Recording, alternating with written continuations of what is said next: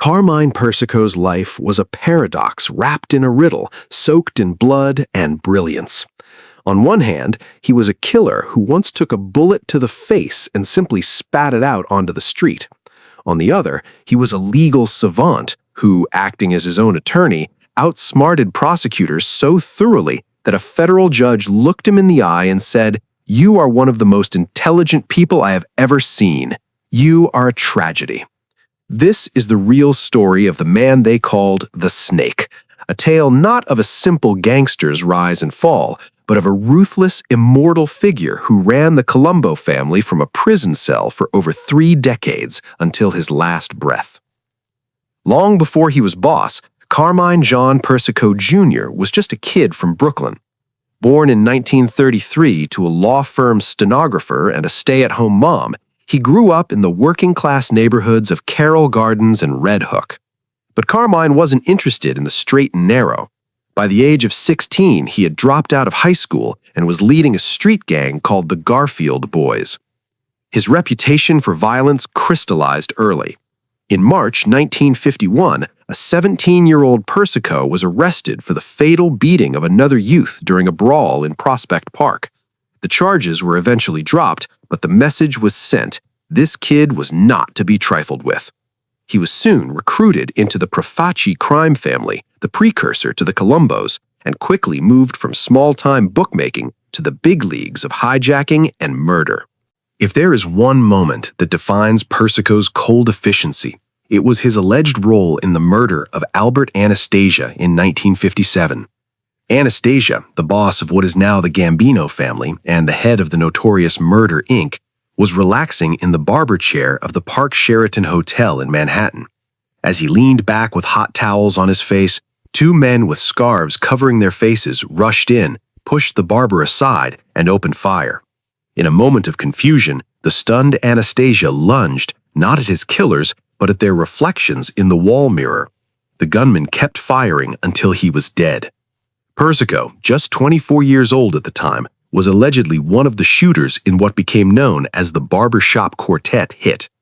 No one was ever charged for the murder, but the hit cemented Persico's standing as a reliable and stone-cold executioner.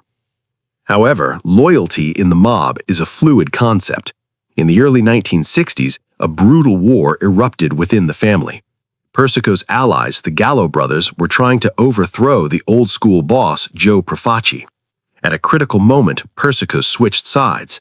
On August 20th, 1961, he and another gunman attempted to strangle Larry Gallo in a bar called the Sahara Club. They had a rope around Larry's neck and were pulling it tight when a police officer happened to walk in, saving Larry's life at the last second. It was this act of betrayal that earned Persico the nickname he would despise for the rest of his life, the Snake. The war turned personal. In 1963, Gallo gunmen ambushed Persico in the Gowanus section of Brooklyn. A panel truck pulled up alongside his car, and 2 men opened fire, hitting him in the face, hand, and shoulder. In a moment that would become mafia folklore, Persico reportedly spat the bullet out of his mouth onto the pavement. He survived. His resilience was so profound that he later earned another nickname, the Immortal. By 1973, Persico was officially the boss of the Colombo family, but he was also heading to prison on hijacking charges. This began the most unusual aspect of his reign. Even while incarcerated, Persico never stopped being the boss. He ran his crew from behind bars, orchestrating hits and managing rackets through a series of acting bosses, including his brother Alphonse and his son, also named Alphonse. The outside world tried to stop him. In the 1970s, he was recorded offering an IRS agent $250,000 to get him an early release. Instead of freedom, the recording earned him another 5-year sentence. But it was the 1980s that would bring the full weight of the law down on him.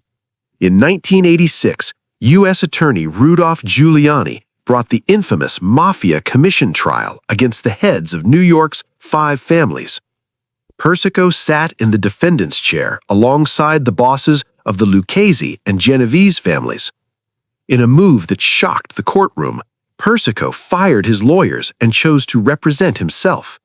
It was a spectacle. Persico, the high school dropout, cross-examined witnesses with the skill of a seasoned attorney. At one point, he questioned his own cousin by marriage, Fred DeChristopher, who had turned him in for a $50,000 reward.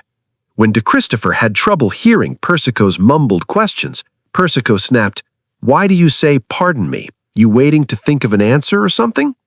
He wrote legal documents, raised points of law, and kept the prosecutors on their feet. The judge, John F. Keenan, was so impressed by his intellect that he paid him the ultimate compliment, tinged with tragedy.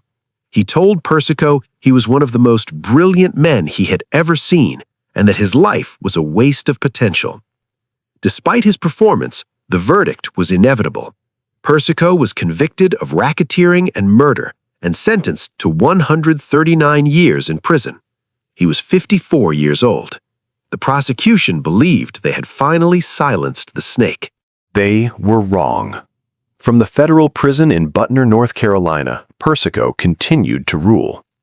He is believed to have ordered hits from his cell, including an alleged plot to kill Rudy Giuliani himself. His leadership was the longest running in mafia history, simply because he never stopped leading. But the body eventually fails where the will remains strong. By 2018, Persico was 85 years old, blind in one eye, and suffering from diabetes, heart disease, and emphysema. He applied for compassionate release, but it was denied. On March 7, 2019, Carmine the Snake Persico died at Duke University Medical Center. He had served 33 years of his 139-year sentence. He left behind a wife, 2 children, 15 grandchildren, and a legacy that blurred the lines between folk hero and monster. In certain parts of Brooklyn, he was a legend, a local kid who made good through sheer force of will and intelligence. But that intelligence was always in service of violence. Carmine Persico spent his final days as he spent most of his life, caged but never tamed, serving a sentence but still the boss.